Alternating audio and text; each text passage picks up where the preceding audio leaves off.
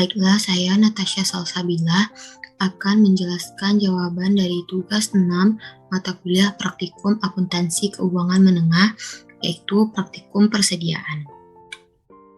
Untuk soal yang pertama, Mills Company didirikan pada 1 Desember 2009.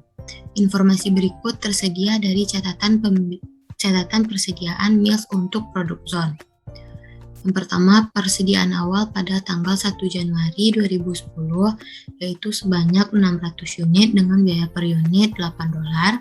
Kemudian untuk pembelian yang pertama 5 Januari 2010 sebanyak 1.100 unit dengan biaya per unit sebesar $9.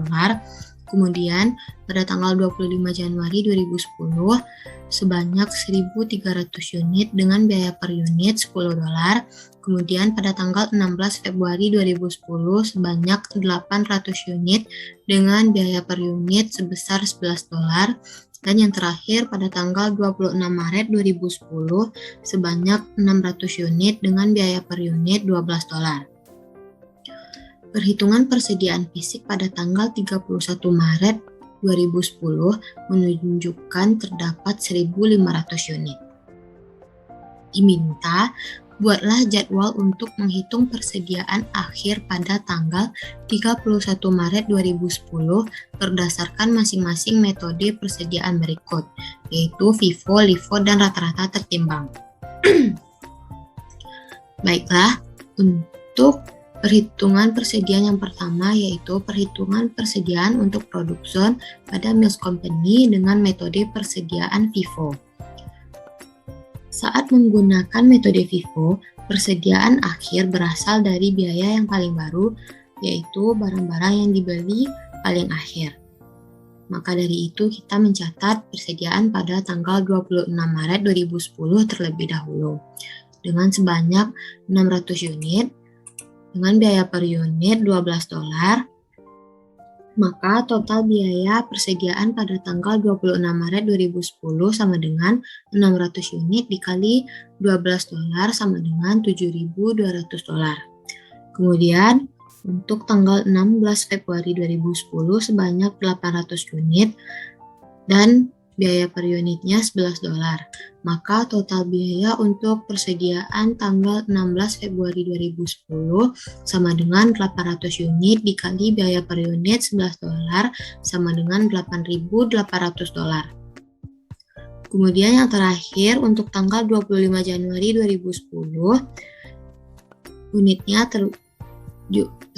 jumlah unitnya didapat dari total unit persediaan akhir yaitu 1.500 unit dikurang dengan total unit pada tanggal 26 Maret dan 16 Februari yaitu 1.500 dikurang 600 dikurang 800 unit.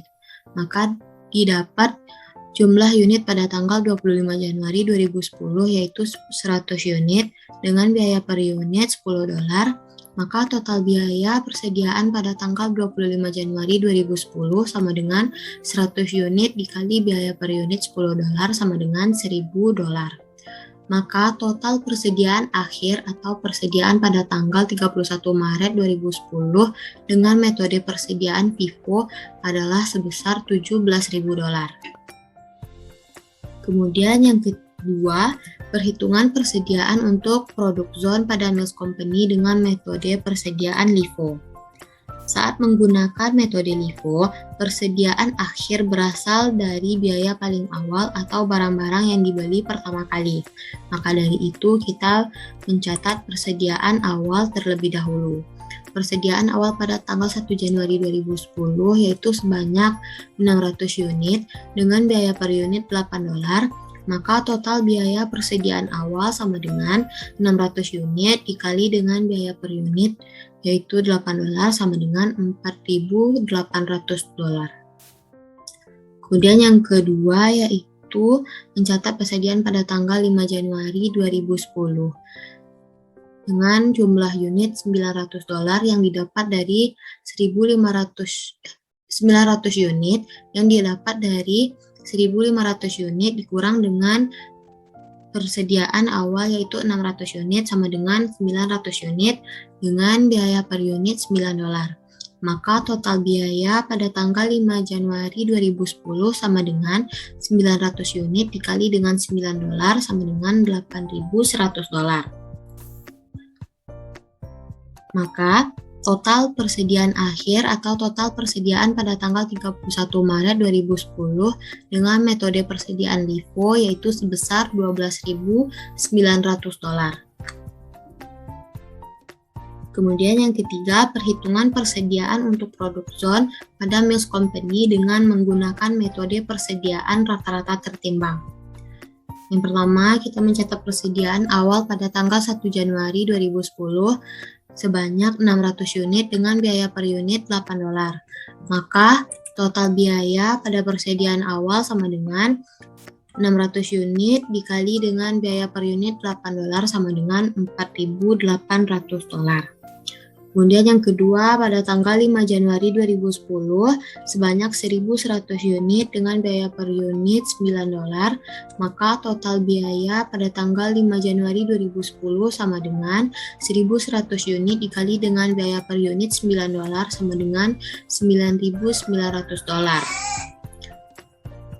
Kemudian pada tanggal 25 Januari 2010 yaitu terdapat 1.300 unit dengan biaya per unit $10, maka total biaya pada tanggal 25 Januari 2010 sama dengan $13.000. Kemudian pada tanggal 16 Februari 2010 terdapat 800 unit dengan biaya per unit $11, maka total biaya pada tanggal 16 Februari 2010 sama dengan $8.800.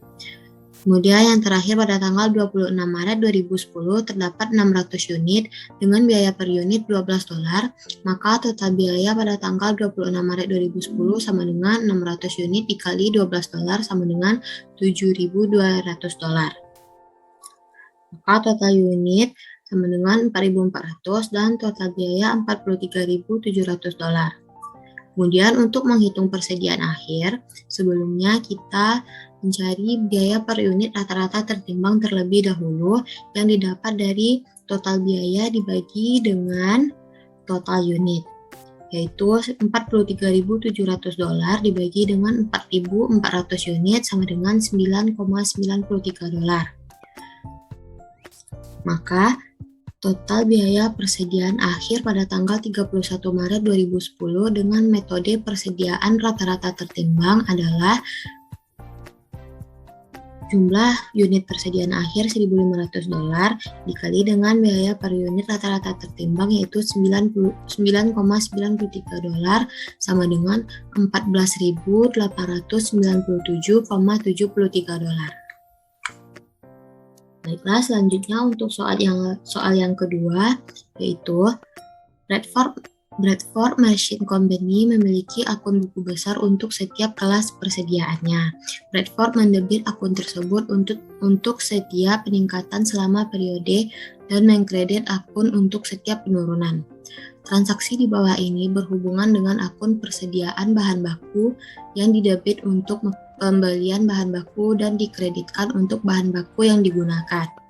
Yang pertama, faktur senilai 8.100 pounds termin FOB destination diterima dan masuk gudang pada tanggal 2 Januari 2011.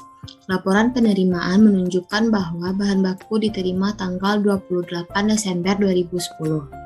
Yang kedua, bahan baku seharga 7.300 pounds dikembalikan ke pemasok pada tanggal 29 Desember tahun 2010 dan dikirim secara FOB shipping point. Retur tersebut dicatat pada tanggal tersebut, meskipun bahan baku tidak diharapkan untuk sampai ke lokasi pemasok hingga 6 Januari 2011. Yang ketiga, bahan baku seharga 28.000 pounds dikirim secara FOB destination tidak dicatat masuk pada tanggal 31 Desember 2010 karena mereka masih berada di gerbong kereta api di pihak perusahaan pada tanggal tersebut dan belum dibongkar. Kemudian yang keempat, faktur senilai 7.500 pounds termin FOB shipping point diterima dan masuk tanggal 30 Desember tahun 2010. Laporan penerimaan menunjukkan bahwa bahan baku diterima tanggal 4 Januari 2011. Dan bill of lading menunjukkan bahwa barang tersebut dikirimkan tanggal 2 Januari 2011. Kemudian yang terakhir, bahan baku seharga 19.800 pounds diterima pada 30 Desember 2010. Tetapi tidak ada jurnal yang dibuat untuk bahan baku tersebut karena bahan baku dipesan melalui pengiriman tertentu setelah tanggal 10 Januari 2011. Diminta, buatlah jurnal umum yang diperlukan untuk mengoreksi pada tanggal 31 Desember 2010 dengan asumsi bahwa buku belum ditutup. Baiklah, jurnal umum untuk mengoreksi yang diperlukan pada tanggal 31 Desember 2010 pada Bradford Machine Company yaitu untuk yang pertama, jurnal yang pertama yaitu persediaan bahan baku di debit sebesar 8.100 pounds dan hutang di kredit yaitu sebesar 8.100 pounds. Kemudian pada transaksi nomor 2 tidak ada jurnal karena bahan baku tersebut dikembalikan ke pemasok dan retur tersebut sudah dicatat pada tanggal tersebut meskipun bahan baku tidak diharapkan untuk sampai ke lokasi pemasok hingga 6 Januari 2011. Kemudian untuk jurnal transaksi yang ketiga yaitu persediaan bahan baku di debit sebesar 28.000 pounds dan hutang di kredit sebesar 28.000 pounds. Kemudian untuk jurnal yang keempat yaitu hutang di debit sebesar 7.500 pounds dan persediaan bahan baku di kredit sebesar 7.500 pounds. Kemudian jurnal untuk transaksi terakhir yaitu persediaan bahan baku di debit 19.800 pounds dan hutang di kredit sebesar 9.800 pounds. Kemudian total jurnal umum untuk mengoreksi Bradford Machine Company pada 31 Desember 2010 yaitu 63.400 pounds di debit dan juga 63.400 pounds di kredit. Baiklah, sekian penjelasan dari saya. Assalamualaikum warahmatullahi wabarakatuh.